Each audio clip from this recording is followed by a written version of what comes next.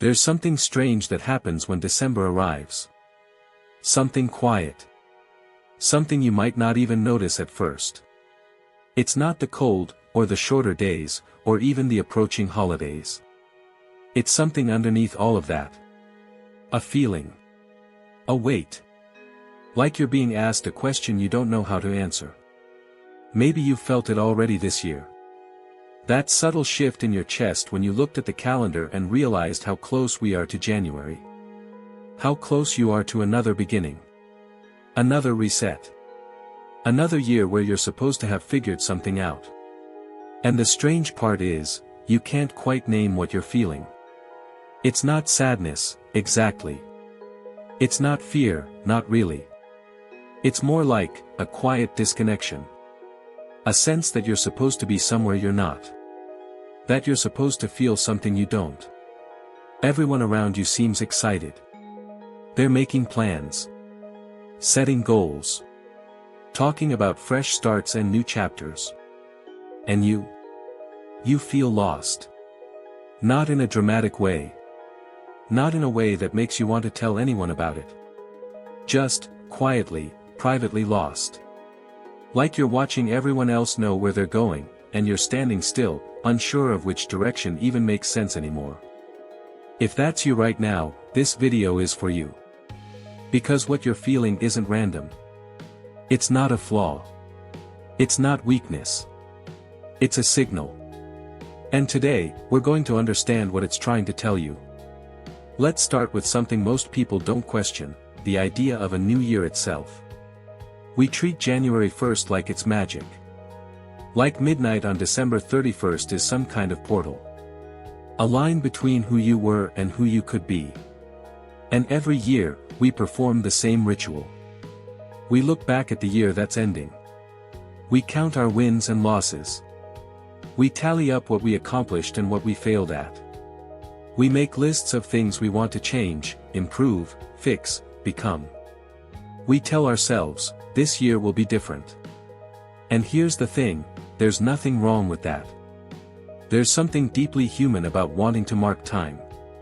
To create moments of reflection and intention.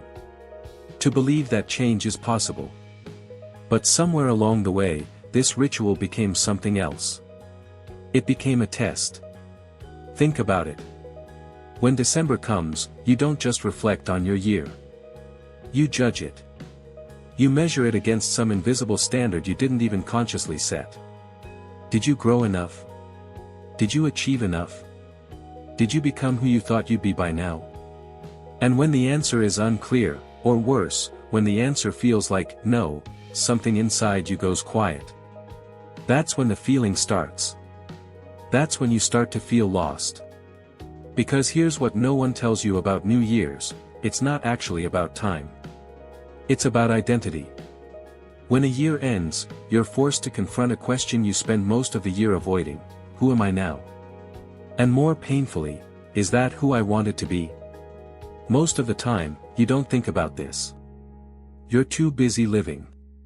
Too busy working, surviving, distracting yourself. But when December arrives, when the year starts closing, there's nowhere left to hide. The calendar itself becomes a mirror. And what you see in that mirror isn't always clear. Maybe you see someone who's been running in place. Someone who worked hard but doesn't feel like they moved forward. Someone who's tired in a way that sleep doesn't fix. Maybe you see someone who's changed, but not in the ways you expected. Not in the ways you can easily explain to yourself or others. Or maybe, you don't see much at all. Just a blur. A year that happened to you more than a year you actually lived. And that's terrifying in its own way. Because if you can't see yourself clearly, how are you supposed to know where you're going? This is why New Year's feels different from other times of year. It's not just a date change. It's an identity checkpoint. A moment where you're forced to reconcile the person you are with the person you thought you'd be. And when those two versions don't match, you feel lost. Not because you did anything wrong. But because you're standing at the edge of something you can't quite name, and everyone around you seems to know exactly what they're doing. But do they? Let's talk about that. Here's something you need to know: most people are performing. Not in a fake way. Not in a manipulative way. But in a protective way. They're performing certainty. Think about the conversations you hear in late December. Everyone's talking about their plans for next year. Their resolutions. Their goals. The things they're going to start, stop, change, build. They sound confident. They sound clear. They sound like they know exactly who they are and where they're headed. And when you hear that, it makes your own confusion feel even heavier. Because you don't have that clarity. You don't have that certainty. You barely know what you want for breakfast tomorrow, let alone what you want to become in the next 12 months. So you start to think something's wrong with you. But here's the truth: most of those people feel just as lost as you do. They've just learned to hide it better. We live in a world that rewards certainty. That celebrates people who seem to have it all figured out. Who move through life with purpose and direction and unwavering confidence. But that's a story. A narrative we've all agreed to believe in because the alternative is too uncomfortable. The alternative is admitting that most of us have no idea what we're doing. That we're all just making it up as we go. That the path forward is almost never as clear as we pretend it is. So we perform. We post our goals on social media. We talk about our plans with conviction. We write our resolutions in notebooks and planners like they're contracts with the universe. And maybe some people genuinely feel that certainty. Maybe some people really do know exactly what they want. But most are doing the same thing you're doing. They're just better at hiding the doubt. This is important to understand, because if you don't, you'll keep measuring yourself against a standard that doesn't even exist. You'll keep thinking everyone else has some secret knowledge you're missing. Some clarity you don't have access to. Some internal compass that points them in the right direction while yours just spins in circles. But they don't. They're just pretending harder. And here's why that matters: when you realize that most people are just as lost as you are, something shifts. The pressure lifts, just a little. Because suddenly, your confusion isn't a personal failure. It's not a sign that you're behind, or broken, or doing life wrong. It's just the truth of being human. The truth is, nobody really knows what they're doing. Not in the deep, existential sense. We're all just doing our best to make sense of this brief, strange experience of being alive. Some of us are better at faking confidence. Some of us are more willing to admit the uncertainty. But underneath it all, we're all just people trying to figure out who we are and what we're supposed to do with the time we have. So if you feel lost right now, know this: you're not alone. You're not failing. You're just being honest about something most people won't admit. And that honesty? That's actually where the real work begins. Let's go deeper.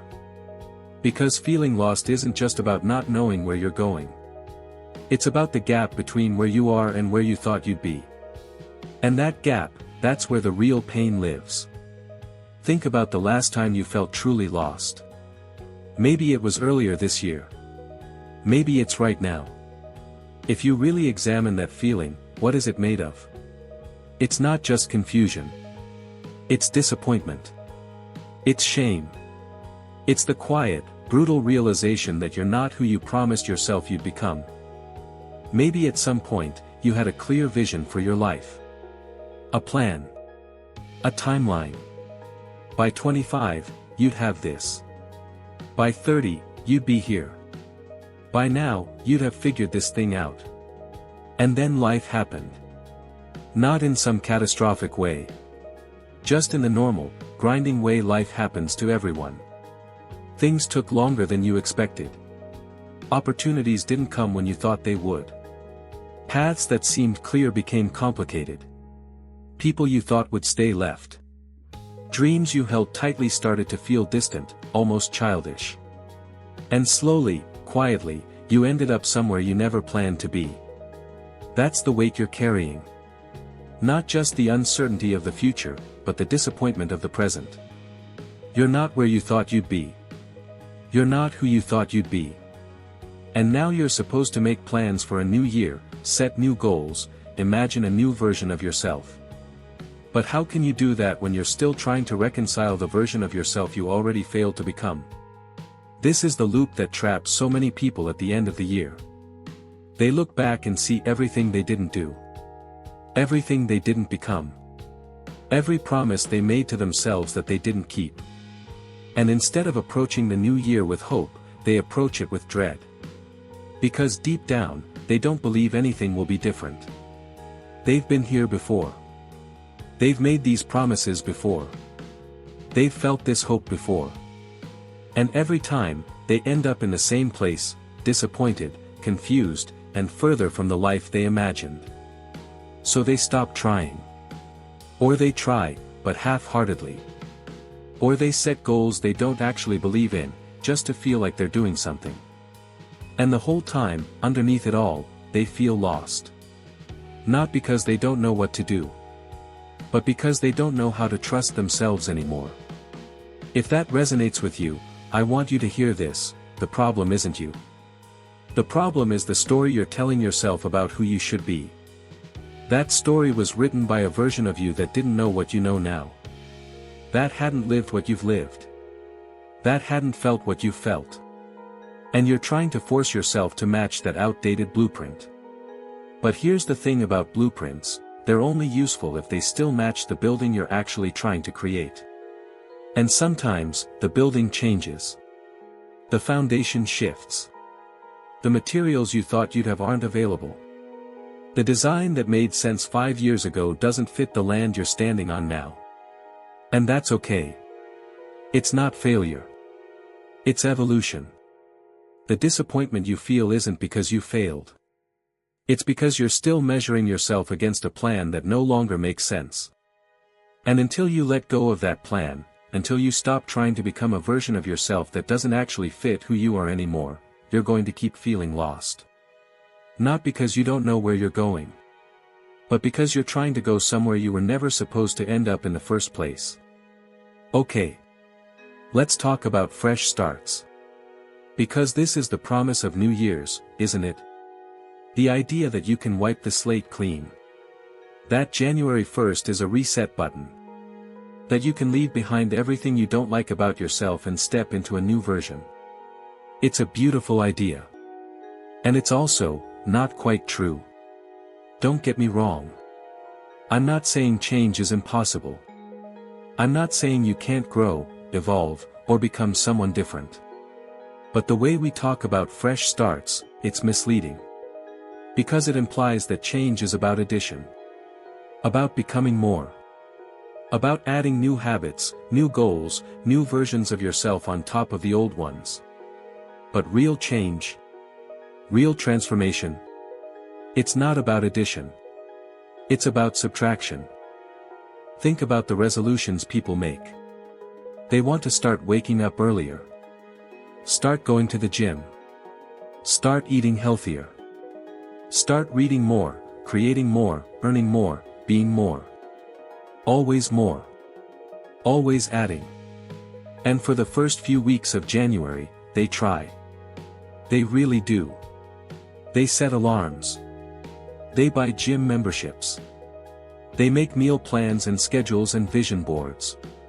But by February, most of them have stopped. Not because they're lazy. Not because they lack discipline. But because they're exhausted. You can't add more to a life that's already too full. You can't become a new version of yourself without letting go of the old one. And that's the part no one talks about. A fresh start isn't about doing more. It's about doing less. It's about removing the things that no longer serve you. The beliefs, the habits, the relationships, the stories you tell yourself about who you are. It's about creating space. Not filling it. This is why you feel lost when New Year's approaches. Because somewhere inside, you know that what you really need isn't another goal or another plan. What you need is permission to let go. Permission to stop trying to be everything to everyone. Permission to stop chasing a version of success that doesn't even excite you anymore. Permission to admit that some of the things you've been holding onto are actually weighing you down. But letting go is terrifying. Because when you let go of who you thought you were supposed to be, you have to face a much scarier question: who are you actually? And that question, that's the real reason you feel lost. Not because you don't know what to do next, but because you don't know who you are without all the things you've been using to define yourself. Think about it. Who are you without your job title? Without your goals? Without your plans? Without the version of yourself you've been trying to become? Who are you in the quiet moments? In the spaces between the doing? Most people don't know. And that not knowing is terrifying. So they keep adding. Keep planning. Keep chasing. Keep performing. Because if they stop, if they create space, they might have to sit with the emptiness. And the emptiness feels like failure. But here's what I want you to consider: what if the emptiness isn't failure? What if it's clarity? What if the feeling of being lost is actually your inner self trying to tell you something important? Not that you need to do more, but that you need to release more. A fresh start isn't a new beginning. It's an ending. It's the ending of who you were. The ending of the stories that no longer fit. The ending of the version of yourself you've been dragging along because you thought you were supposed to. And endings are hard. They're supposed to be. But they're also necessary. Because you can't become someone new while you're still trying to be someone old. So maybe this year, instead of asking yourself what you want to add, ask yourself what you're ready to let go of. What belief about yourself is no longer true? What expectation is no longer serving you? What version of your future are you ready to stop chasing? That's where the real transformation begins. Not in the adding. In the releasing. There's another layer to this feeling. Another reason why the end of the year feels so heavy. It's about time itself. When December comes, you're not just reflecting on the past 12 months. You're confronting your own mortality. I know that sounds dramatic. But stay with me. Every year that passes is a year you don't get back. Every December that arrives is a reminder that time is finite. That you have fewer years ahead of you than you did last year. That the window for certain things is closing, whether you're ready or not. And somewhere in your mind, there's a quiet calculation happening. How many more years do I have to figure this out? How many more chances do I get to become who I want to be? How much time have I already wasted? That last question is the one that cuts deepest. Because when you feel lost, you don't just feel confused. You feel like you're running out of time. Like everyone else is moving forward and you're standing still. Like the world is passing you by while you're stuck trying to figure out which direction to even face. And that creates a very specific kind of anxiety. Not the loud, panic attack kind. But the quiet, persistent kind. The kind that sits in your chest and whispers that you're behind. That you should have figured this out by now. That time is slipping away and you're not using it the way you should be. This is one of the cruelest tricks of being human. We're aware of time, but we can't control it. We know it's limited, but we don't know how limited. We feel its pressure, but we can't escape it. And so we try to outrun it. We fill our lives with productivity and goals and accomplishments because at least then we feel like we're doing something with the time we have. But here's the irony: the more you try to outrun time, the less present you become. The more you focus on what you should be doing, the less you actually experience what you are doing. And then another year ends, and you look back, and you realize, you weren't really there. You were so busy trying to use your time well that you forgot to actually live it. This is why so many people feel disconnected at the end of the year. It's not just that they didn't accomplish their goals. It's that they didn't feel present in their own lives. They were so focused on becoming someone, somewhere else, that they missed the reality of being someone, right here. And now another year is about to begin. Another cycle. Another chance to either be present or to spend 12 months chasing a future that never quite arrives. That's the choice. And it's a hard one. Because being present means accepting where you are. It means sitting with the discomfort of not being where you thought you'd be. It means letting go of the constant pressure to be more, do more, become more. And that feels like giving up. But it's not. It's the opposite. It's finally showing up for your actual life instead of the imaginary one you keep trying to live. So when you feel lost right now, when you feel that quiet anxiety about time passing, ask yourself this: am I lost because I don't know where I'm going? Or am I lost because I've been so focused on going somewhere that I forgot to notice where I am? Because sometimes, being lost isn't about lacking direction.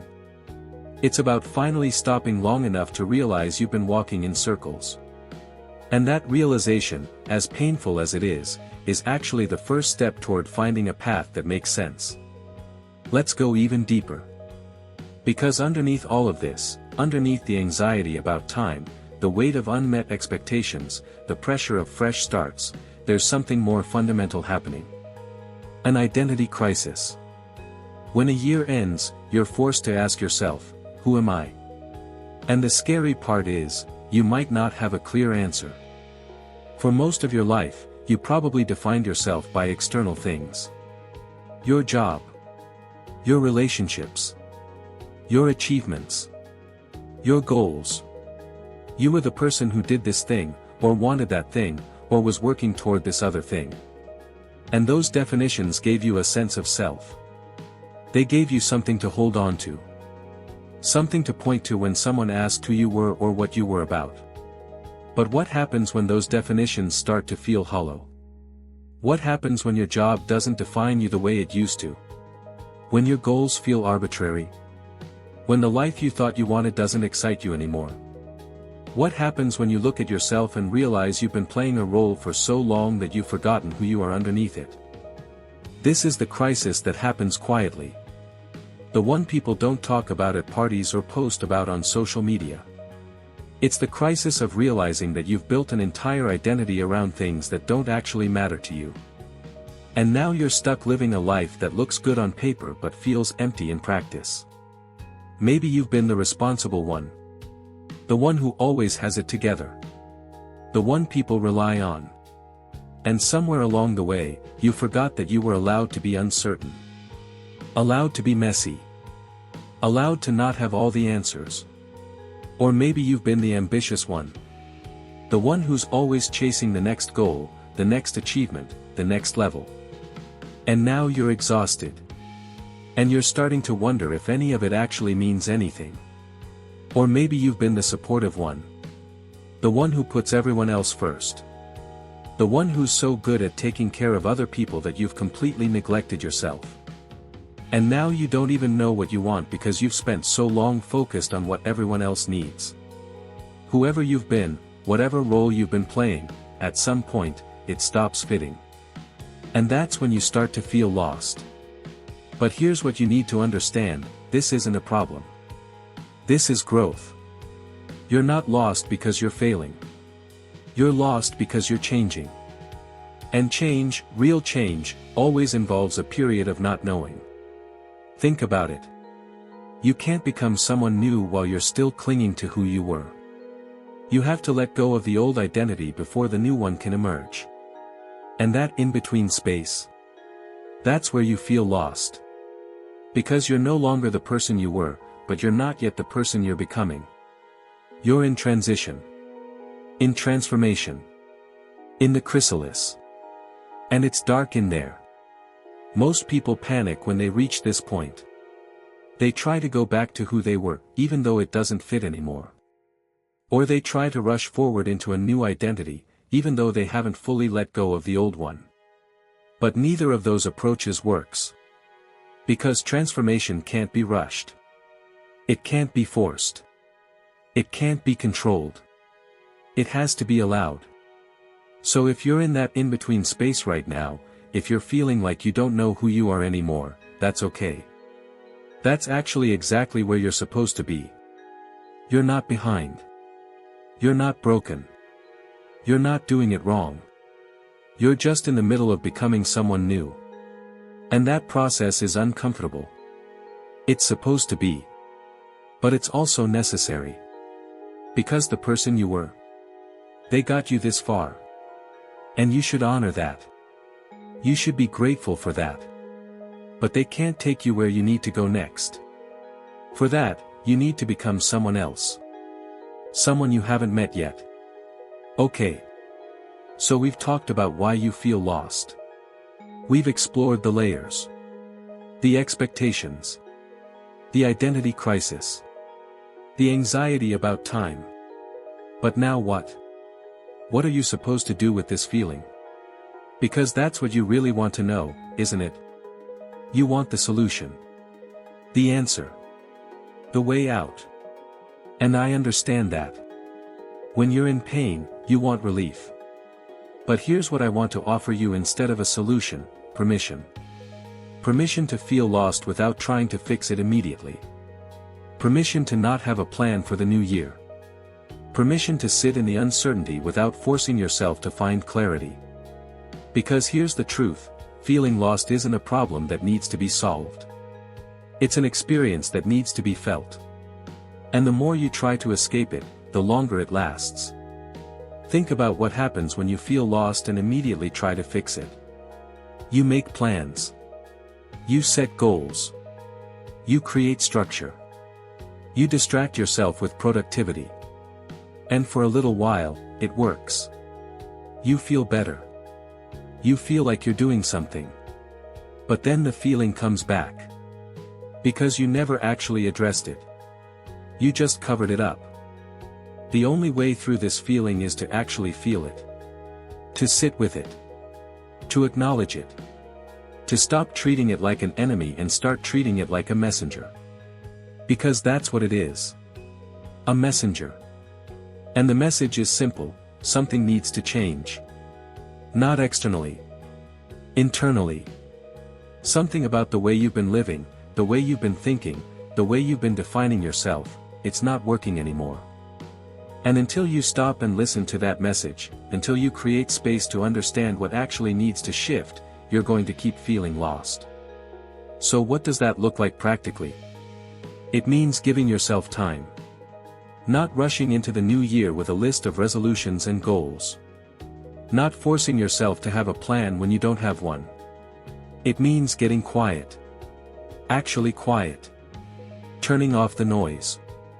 Stopping the constant input and distraction and productivity. And just being with yourself. It means asking different questions. Not, what do I want to achieve next year, but what do I need to let go of? Not, what's my plan, but what's actually true for me right now? It means being honest. Brutally honest. About what's not working. About what you've been avoiding. About the ways you've been lying to yourself or performing for others. And it means being patient. Because clarity doesn't come on your timeline. It comes when it comes. And the more you try to force it, the more it eludes you. I know this isn't the answer you wanted. You wanted steps. A system. A way to feel better by tomorrow. But that's not how this works. Feeling lost is part of being human. It's part of growth. It's part of living a life that's actually yours instead of one you inherited or constructed to please others. And the sooner you accept that, the sooner you can stop fighting it and start learning from it. Because here's what I've learned: the people who never feel lost are the people who never question anything. Who never grow. Who never change. They have certainty, sure. But they don't have depth. You're feeling lost because you're paying attention. Because you're aware. Because you're not willing to just sleepwalk through your life anymore. And that's not a weakness. That's courage. There's something else I want you to consider. Something that might shift the way you see this entire experience. What if feeling lost isn't the problem? What if it's the gift? I know that sounds strange. When you're in the middle of feeling confused and disconnected, the last thing you want to hear is that it's somehow good for you. But hear me out. Most people spend their entire lives avoiding discomfort. They build walls around themselves. They create routines and structures and identities that protect them from having to feel uncertain or vulnerable or lost. And in doing that, they also protect themselves from growth. Because growth only happens in the places where you're willing to be uncomfortable. Think about every major transformation in your life. Every time you actually changed, actually evolved, actually became someone different. It didn't happen during the comfortable times, did it? It didn't happen when everything was going according to plan. It happened during the hard times. The uncertain times. The times when you felt lost and didn't know what to do next. That's because transformation requires destruction. You can't build a new version of yourself on top of the old one. You have to let the old one fall apart first. And that falling apart? That's what feeling lost is. It's not failure. It's not weakness. It's not a sign that you're doing something wrong. It's a sign that you're doing something right. You're allowing yourself to change. To question. To evolve. And that requires a period of not knowing. Most people never let themselves get to this point. They feel the discomfort starting and they immediately run back to what's familiar. Back to what's safe. Back to what they already know. And they stay stuck. Forever repeating the same patterns. Forever being the same person. Forever wondering why their life never really changes. But you're here. You're in the discomfort. You're feeling lost. And as painful as that is, it also means you're on the edge of something new. Something you can't see yet. Something you can't plan for. Something that's still forming in the darkness. This is the gift hidden in the feeling. The opportunity disguised as a crisis. Because when you're lost, when you don't know who you are or where you're going, you finally become open to possibilities you couldn't see before. When you have all the answers, when you have a clear plan, when you know exactly who you are and where you're headed, you're closed. You're locked into a specific path. You can't see alternatives because you're not looking for them. But when you're lost, when everything is uncertain, that's when you become curious. That's when you start exploring. That's when you consider paths you never would have considered before. Maybe you discover parts of yourself you didn't know existed. Maybe you find interests you never pursued because they didn't fit the plan. Maybe you meet people you never would have met because you were too busy chasing a specific future. Or maybe you just find peace in not knowing.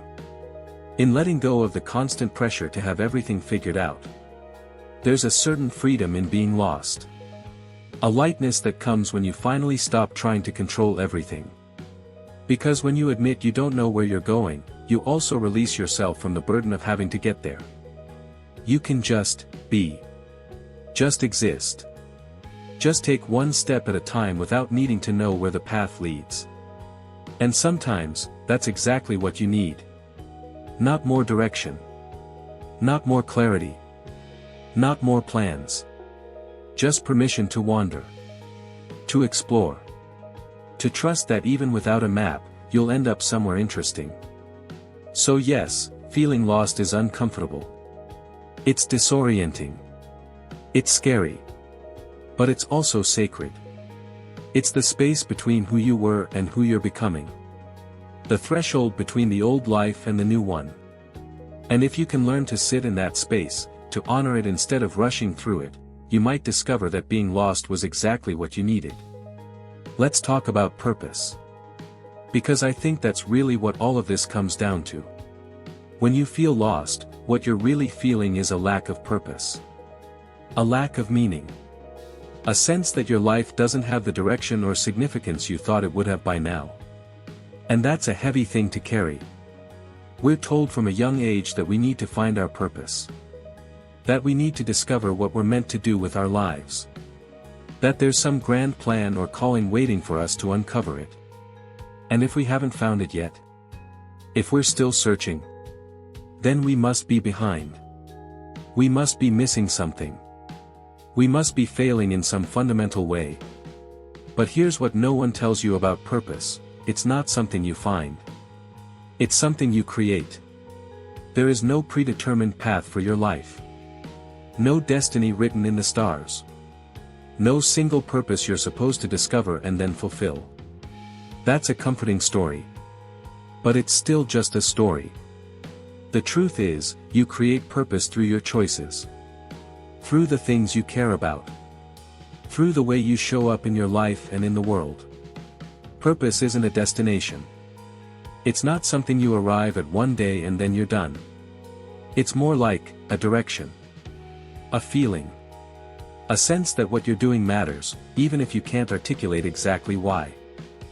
And here's the really challenging part, your purpose can change. The thing that gave your life meaning 5 years ago might not give it meaning anymore. The career that felt like your calling might start to feel empty. The relationships that defined you might evolve or end. And when that happens, when the source of your purpose shifts or disappears, you feel lost. Because you've attached your identity to that purpose. And now you don't know who you are without it. This is why so many people feel lost at the end of the year. They're not just reflecting on what they accomplished. They're questioning whether any of it mattered. Whether they spent their time on things that actually mean something. Whether they're living a life of purpose or just going through the motions. And when the answer isn't clear, when they look back at the year and can't point to some grand meaning or significance, they panic. They think they've wasted their time. They think they've failed. But what if you've been looking for purpose in the wrong places? What if purpose isn't found in achievements or accomplishments or external validation? What if it's found in something simpler, something quieter, something you've been overlooking? Maybe purpose is found in the moments when you were fully present. When you connected with someone authentically. When you did something just because it felt right, not because it served some larger goal. Maybe purpose is found in the small choices you make every day. The kindness you show. The integrity you maintain. The way you treat yourself and others. Maybe purpose isn't this big, dramatic thing. Maybe it's woven into the ordinary fabric of your life, and you've been so busy looking for something extraordinary that you missed it. I'm not saying ambition is wrong. I'm not saying goals don't matter. I'm not saying you shouldn't want your life to mean something significant. But I am saying this, if you're waiting to feel purposeful until you achieve something big, you're going to spend most of your life feeling lost. Because big achievements are rare. They're sporadic. They come and go. But your life? Your actual, day-to-day life? That's happening right now. Every single day. And if you can't find meaning in that, if you can't find purpose in the small, mundane moments, then no achievement is ever going to be enough. So maybe the question isn't, what's my purpose? Maybe the question is, what makes me feel alive right now? Not in the future. Not when you finally accomplish something. But right now. Today. What brings you joy? What makes you curious? What makes you feel connected to yourself and to others? That's where purpose lives. Not in some grand, future accomplishment. But in the present moment.